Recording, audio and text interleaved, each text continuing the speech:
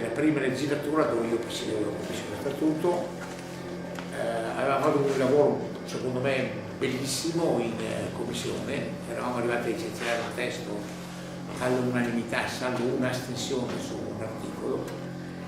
Quando siamo arrivati in aula invece è naufragato per le cose che lo Statuto non conteneva, ma non per omissione, perché alcune cose sono implicite, voglio dire il valore della resistenza, la famiglia, i temi etici, sui quali si erano dette delle cose importanti, però in maniera tale da poter trovare una forma di accettazione. Nella misura in cui invece su questi temi venivano enfatizzate le estremità delle posizioni, era evidente che diventavano inconciliabili. Per cui quello che era stato il lavoro prezioso dell'Aula poi della Commissione è naufragato in Commissione. Forse perché eravamo ritrovati a ridosso delle elezioni regionali, quindi insomma non siamo riusciti a farlo. Mentre nella passata legislatura io ritengo che la partita costituente vera non c'è mai stata. Ecco.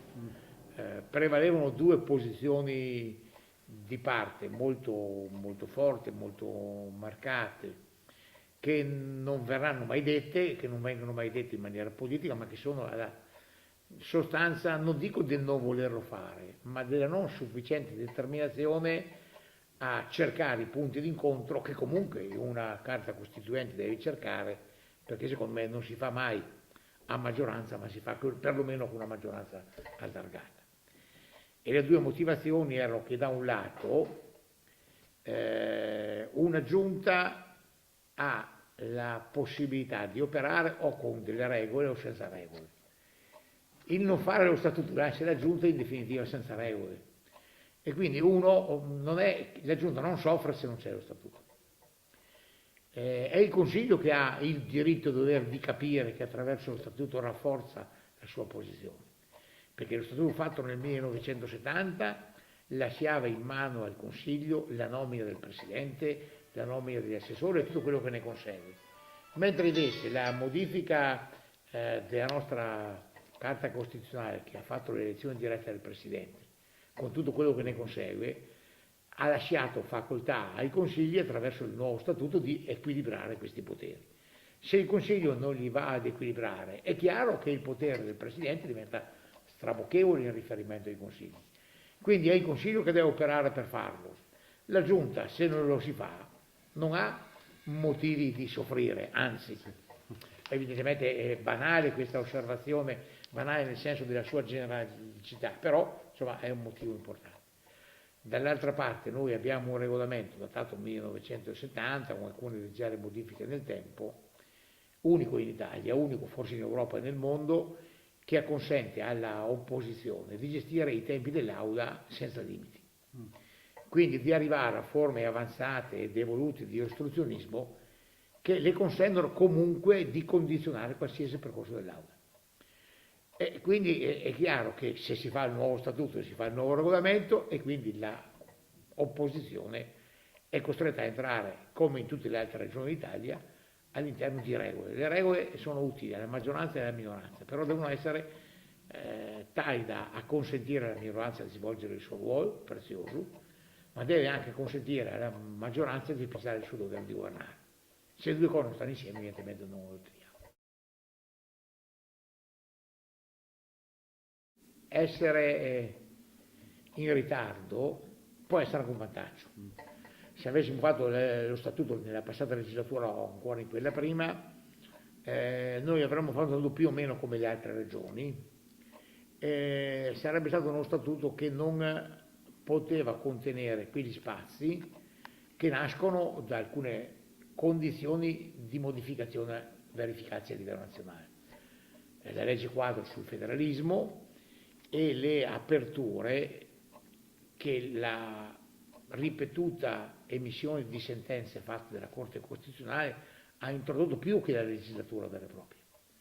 Per cui noi possiamo pensare di fare uno statuto che pur rimanendo all'interno degli spazi previsti dalla Costituzione osi un po' di più, sia più coraggioso, sia più improntato a queste considerazioni, che si ispirano prevalentemente al concetto di una maggiore autonomia, specie quella di natura fiscale e finanziaria, dall'altro a recepire con forza il principio della responsabilità.